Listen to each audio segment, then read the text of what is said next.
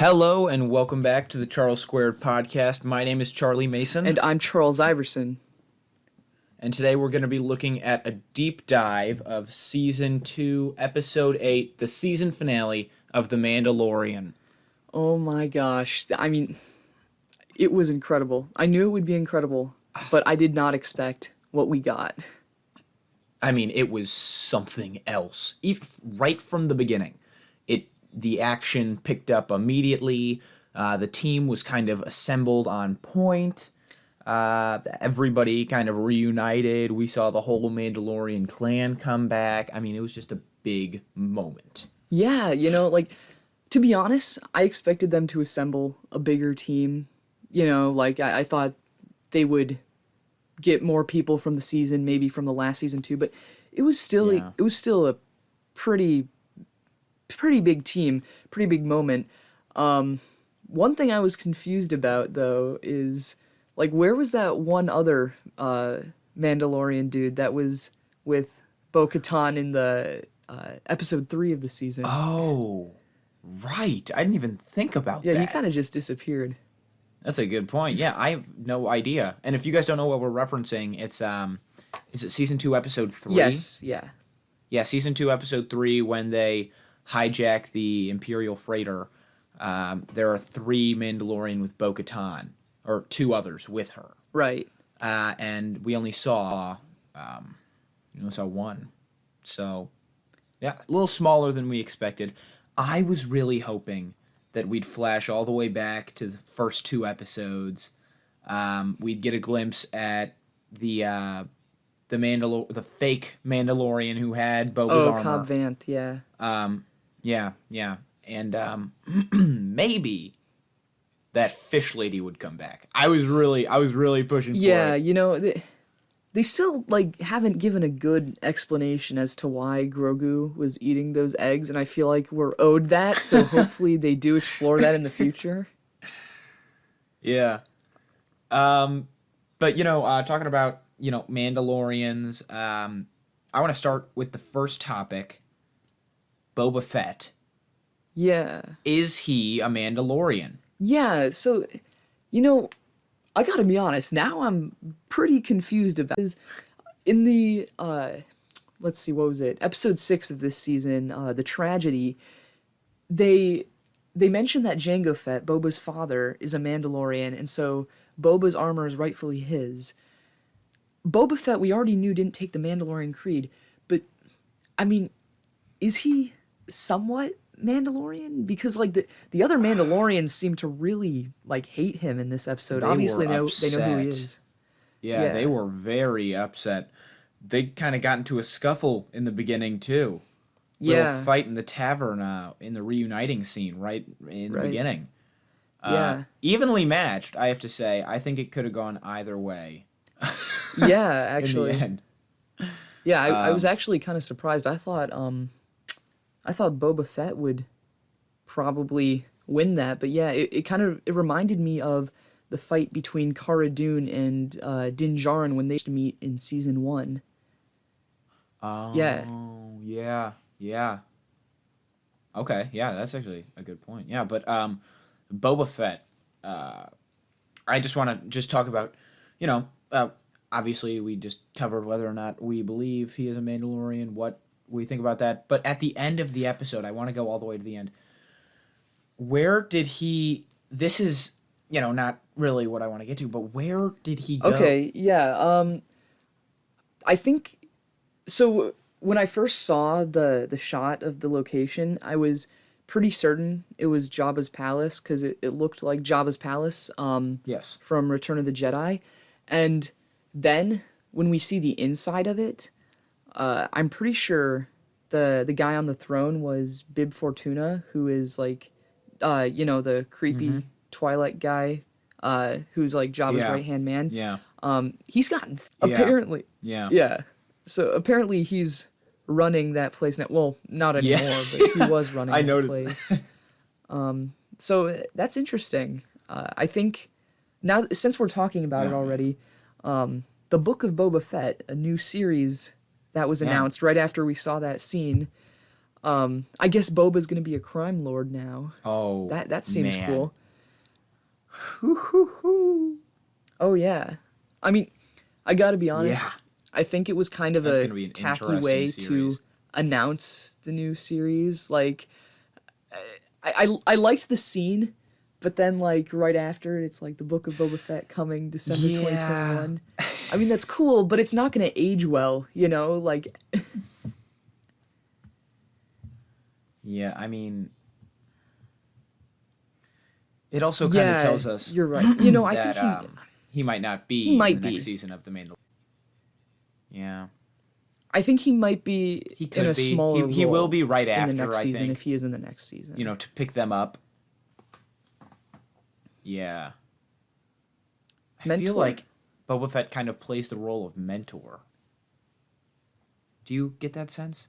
I feel like for some reason he acts as maybe mentor is not the right word, Yeah. but I feel like he's Well, taught I think what Din Djarin so part of what he's much taught him over the past is couple of episodes. to be less rigid, have more flexibility. The fact that he was able to work with Boba Fett, I think, shows Yeah. that. So I wouldn't personally call him a mentor, but I think he has taught him a lot. So Okay. moving on, let's talk about Dr. Pershing for a second. We don't get to see much of him this episode, but we haven't seen much of him at all, really.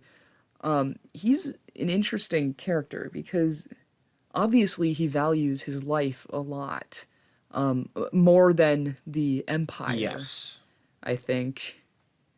I mean, he was just so willing to cooperate with them, like immediately, no resistance. I know. And it's the second time that we've kind of seen this side of him when Din Djarin stole Grogu from Yeah, the you're original right. facility way back in season 1. He was like, please, please, just don't hurt the child, don't hurt the child. So I think he wants what's best for the Yeah, child, while also not making the right. You know, Empire, mad. I think he's just like he's not necessarily on the side of the Empire. I think he's like probably any scientist who hire. I think he's like probably any scientist who, above all, cares about their experiments and wants to protect their experiment. And he is just working for the Empire because the Empire is paying for his experiments. But really, I think he's doing it for the love of experimenting. And that's why he's so Yeah. willing to help Mando and Boba and the other Mandalorians. Yeah, no, I agree with that. But I'm also thinking that he could be a character kind of in the same situation that oh man, I'm blanking on his name. Um, what's his Galen name? Urso. Or Galen Urso. I feel like he's in the Yeah, same I was position thinking the as him same thing. from Rogue One. Yeah, maybe he's sabotaging the experiment from within in a void to overall take down the You Empire's know, he goal. might be. Like Gale did. That's I think that's I want to believe that's where it's heading because he No, doesn't I don't seem think like a he bad is. guy. I don't think he is. He's he knows how to cooperate. Yeah. That guy who's holding him hostage, that Imperial I don't know what you call it, general. The pilot Oh, of the yes. ship Yeah. that they raided. He was I feel like a lot of the stuff he was saying didn't or about Alderaan. Did you Yeah, I did. notice He that? seems to know a lot about Alderaan, actually. He seemed to have been on the Oh, Death that's Star right. I when forgot he said Alderaan that. blew up. Yeah, and he was really getting on Yeah, Cara Dune's that guy nerves. seemed kind of dumb to me. Like, he was just asking to get shot. No, I know. Yeah, he definitely was. But I feel like that, not mentioning Alderaan thus far. Have they mentioned it before? Yeah, I just want to clarify. yeah, they mentioned it in season 1. We found out that Cara Dune lived on Alderaan, and Oh, I don't know if they've stated this explicitly, but I think that's how she got involved with the rebellion in the first place because she okay. wanted revenge. And apparently, we just learned in this episode that's why she has that teardrop tattoo. because she's a survivor Oh, from yeah. Alderaan. Yeah. Well, I think it was important, and I think it was very specifically placed, that comment, right in the beginning of the last episode. Hearing about it in season one, sure. That's her backstory. That's who she is. Now we understand this character. But bringing it back, I feel like there has to be a purpose, especially for it being such a dramatic scene. Yeah, I We'll see what they do with her in the future. I think Moving you're forward. I think you're right. They've got to be doing something more with her, I think.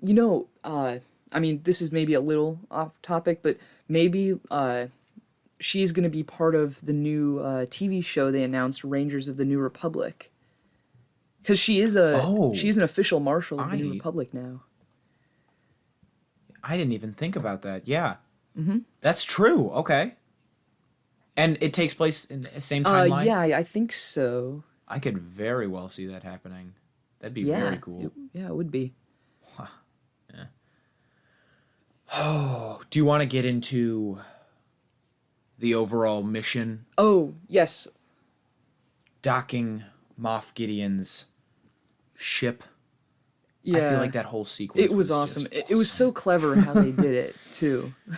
Like after they took control of that other Imperial shuttle, like and like having Boba Fett pretend to be shooting at them, that was brilliant. Of course, I don't think Moff Gideon actually fell for it. He told him to shut. Still. The person next to him, his right hand man, was kind of like do not dock, and it was too late. They already docked. But I think it was impressive taking out a whole ship. 4 people taking out a whole ship together was just something else. Really interesting to see. Giving Mando kind of like the cover that he needed to get where he went. And then, of course, the whole dramatization of the Dark Troopers. They're back. Oh my gosh. They were actually really cool in this episode. Like, the first episode we saw them barely did anything. They had a theme song. Did you hear that? The music? Oh my gosh, yeah, that was... God. Oh my gosh, yeah, that was crazy. Like, it was weird. You know what they remind me of? It was awesome. No, yeah. It's unlike any other music in Star Wars, really. No, yeah, I agree with that. But they remind me of Zurg from Toy Story. Oh my gosh. Oh yeah. I don't know why. But I think that the writers did a really good job at kind of eliminating the first threat of the Dark Troopers. I was kind of like, wow, that was a dumb ending to the whole Dark Trooper build up when he just kind of opened the back hatch and they were all gone. Yeah, I mean, I kind of understood that though. Like, I was like, okay, I mean, he fought one Dark Trooper. That was cool. If that's all they do with them, I guess I'm satisfied. I'm sure they'll be back eventually. And then they came back. Soon enough, yeah, they came right back, and that was where things heated up. I mean, all the Dark Troopers come back, slowly marching towards the doors. Moff Gideon secretly. Yep. And a ship starts to dock. Oh man. A certain X-wing. This moment, oh my gosh. Oh my god. I knew it I saw, from the beginning. I wasn't... Okay, part of me thought maybe Luke would be the Jedi that Grogu was, like, contacting during the Seeing Stone thing. But at the same time, I was like, no, they're not gonna do that. That would be too big. No, they did it. They did it. Oh, man, did they do it. I saw that one X-Wing, and because it was an X-Wing, obviously, Luke flies an X-Wing. Yeah. I was thinking, like, okay, this could be Luke, but I wasn't getting... At the same time, I was on the edge of my seat. Then we see a green lightsaber slashing through all those Dark Troopers, and I was like, oh my gosh, this could be Luke. And then... You know what really gave it away for me? What was it? Was the hand. Yes, I was about to say that, yeah. When you see the hand, I'm like, oh my god. When you see the metallic robotic hand covered by the black glove, and you notice that the Jedi doesn't have two gloves on, they just have Yep. one. Yep. Oh, I was losing my mind. I was like, who's gonna play him? Yeah. Then he I takes thought off maybe the the rumors hood. about. I thought Sebastian Stan might have Yeah. played him. I thought I somebody was heard gonna those come in and rumors. play him. I thought Yeah. that would be the case, but he takes off the hood and I'm like, wait a minute, that's not Sebastian Stan. That's a young Mark Hamill. That's Mark Hamill. And it was a good deep fake. It really was. In the beginning, it was a little rough. He kind of looked a little awkward. But I feel like the more he talked, the more I felt like it was actually a young Luke Skywalker. Yeah. Well, yeah, the only thing I that felt kind of like it was seemed off to actually me a was young Luke Skywalker. his voice. Like, I don't know, his voice just didn't seem right, but I mean, besides that, I mean, well done. Yeah. No, yeah. I mean, besides that, instantly when Grogu looked at the camera, like the security footage, and looked up, I knew from there it was a Jedi. And, pieces kind of started to fall into place. I was like, okay, it's looking like it's going to be Luke. It's looking, okay, this now points to the fact that it's probably going to be Luke. Okay, look at the hand. It all kind of fell into place. And then after I kind of I mean, figured the it was build Luke, up to all I that was just waiting for genius. was the hood reveal. Yeah. That was And, it. I want to point something out to you. I don't know if you thought of this It was too when you saw this incredible. moment, but when Mando first opens the door, when Luke is outside of it, like the door to the bridge, yeah, Luke is standing there and there's like fog and his lightsaber's lit up. That reminded me of the moment in Rogue One where Darth Vader is standing in a foggy hallway with his lightsaber.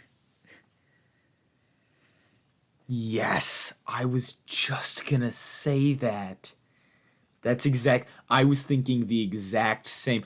I saw a lot of similarities between the way Rogue One and not this episode specifically, but kind of the build up to this episode were executed. yeah. With the Doctor and Gale or so, kind of that connection, just the inevitable connection between father and son, Vader and Luke.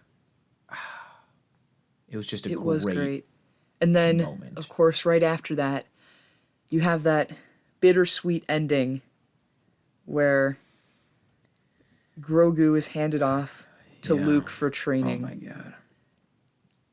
I mean, I did not expect that. I mean, really, in terms of the entire scope of the episode, it wasn't that big of a moment, but at the same time, it really was because, I mean, I was shocked. I'm like, oh my gosh, he's actually giving up Grogu. It was that's a Grogu. hard thing to do.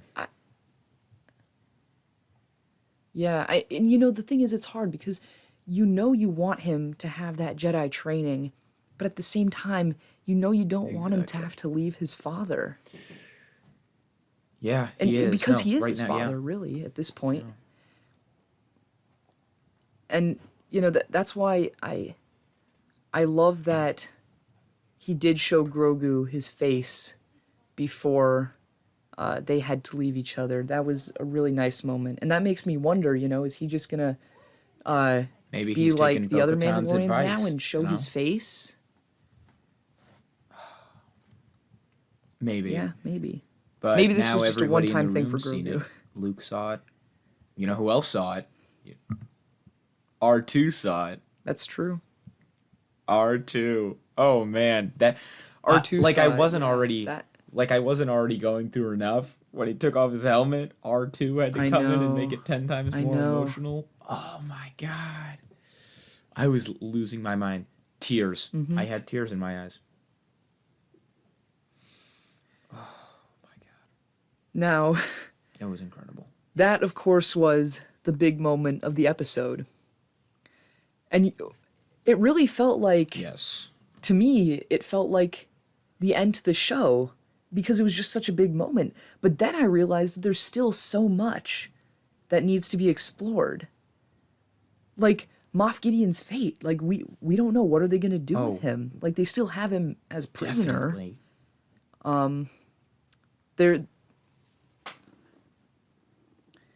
Yeah, I'm sure he will be. I I think definitely the feel next like season that's going to be a will big part of the next deal season. with Moff Gideon. maybe reclaiming Mandalore. And yeah, and there's probably going to be a rivalry between Oh, I hope that would Bo-Katan be and awesome. Din Djarin because he, of course, won the Darksaber from Moff Gideon, and apparently he can't just give it to Bo-Katan. She has to earn it. And I think that's got to be tough for her because if you remember, towards the beginning of the episode, that was like her one condition for doing this. She had to have the Darksaber. Yeah. She wanted it. She had to have it. She Right. wanted to be ruler of Mandalore again. And now, So I think, Din Djarin is the ruler of Mandalore. I was, yeah, I was hoping for kind of a little fight scene right there, but it was kind of yeah, overlooked after yeah, Luke made his big entrance. yeah. I I feel like literally a lot of forgot. Like people Luke showed up, forgot took that Grogu. I'm so like, oh, much everything is is right with the left to world. be decided. No, there's gonna be some turmoil between Bo-Katan and Din Djarin in the next season. I'm sure. Next season, I'm No, sure. Oh yeah. Plus, that we ride still home is don't gonna be know awkward. exactly what experiments the Empire was doing on Grogu. And that's why I want to move into my favorite segment, prediction time. I want to start this off with if we, find some predictions, we want to explore some other things before the end of this episode. I want to be able to do that, but I think I want season 3 to start off in the exact same spot Yeah, that season 2 that'd be ended. cool. I want season 3 to the first episode to kind of decide what the rest of the season is going to be looking for. I feel like in season 1 we kind of got the mission of protecting and running away from the Empire in order to save Grogu. That was kind of season 1's path. Season 2 was helping Grogu or getting Grogu in the hands of a Jedi or some of people of his kind. And now I think they have to make an impression in the beginning of season 1, or they have to make an impression in the beginning of the season 3 to determine what the rest of the season is going to be focusing on. Is it going to be returning to Mandalore, or, this is my prediction, maybe the team realizes, or Moff Gideon tells them what this blood is going to be used for, what Grogu's blood is going to be used for, and it's tracking down the research lab, the blood that was stolen, taken from Grogu, and possibly another, Republic versus Empire moment that kind of segues into the sequel trilogy. That's what I'm hoping for. Okay. For me personally, I would say, I'm actually torn as to whether or not the next season might start off right where we left this season. I think they might do that, but I'm thinking it'll either be that or a pretty big time jump. I don't think Ooh, there's a no. middle ground. Like, those are the two things I could see them doing, because if there's a time jump, then you can see maybe how the turmoil between Bo-Katan and Din Djarin has affected the reclaiming of Mandalore, and then it could like pick up there. Then there's also, like you said, the experimental aspect of it, like about Grogu's blood and stuff. Because at the end of season 1, I feel like we had a pretty clear path as to where season 2 was going to go. Finding Jedi to return Grogu to the Jedi. But I feel like there's not really a clear path for season 3. I think it might be dealing with both Mandalore and the experiments. But besides that, I have a question for you. Do you think that we'll be seeing Grogu in season 3?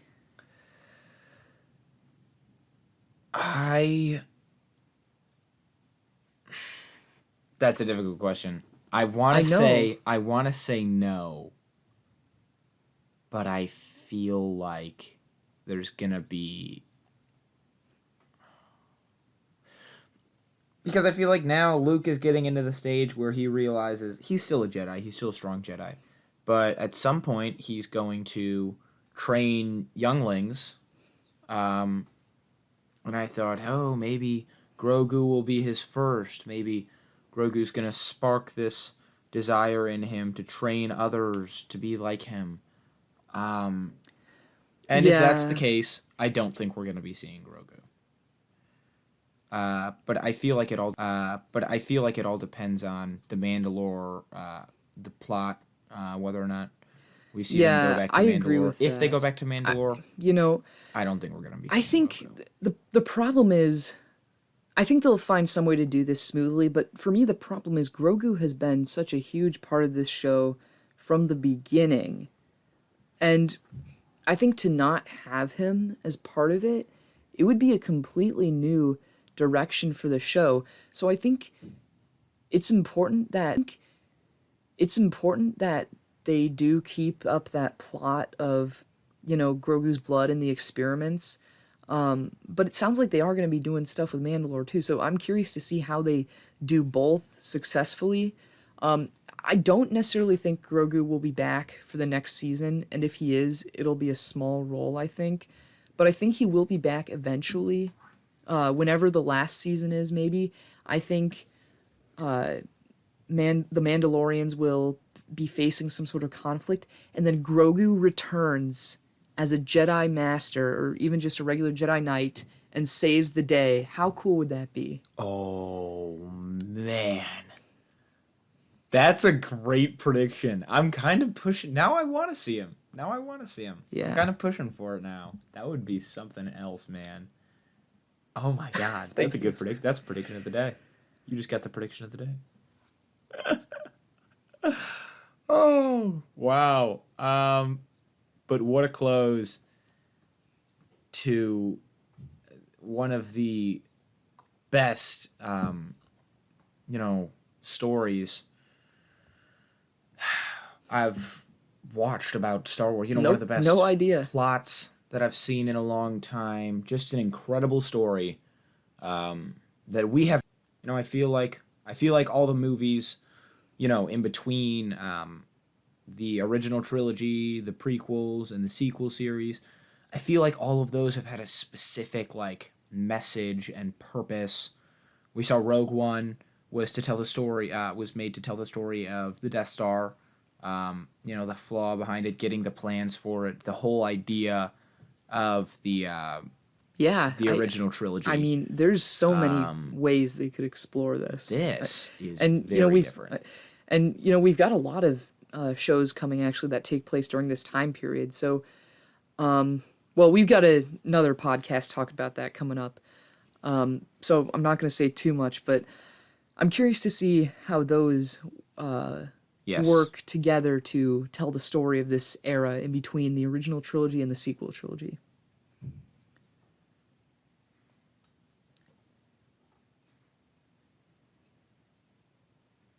Yeah, Yeah, I've me covered too. Me everything. too. So I guess let's close this episode here. Well, I think I've covered Make sure everything I wanted to to talk about. How about you? subscribe, like. If you're not subscribed to our YouTube channel, make sure you Yeah. subscribe to that if you're not watching on YouTube, because I think we will be coming out with some YouTube exclusive content soon. Got anything else to say before we close, Charlie?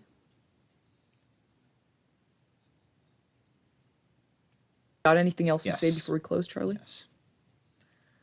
Uh, I was recently told that in a couple podcasts previously, I said keep watching. I apologize. This is a podcast. I'll say it correctly this time. I didn't even catch that. Yeah, keep Keep listening, listening. guys. Keep listening. Stay tuned for further content. We're going to be coming out with some big projects over this holiday season. Be getting into. We're going to be having some guests on the air, I think. No spoilers, not giving anything away. But you will hear some new voices. We're going to be breaking down everything that happened this year, this season, and everything moving forward in the world of Star Wars, Marvel. So there's going to be a lot coming your guys' way. So, stay tuned, share, and happy holidays.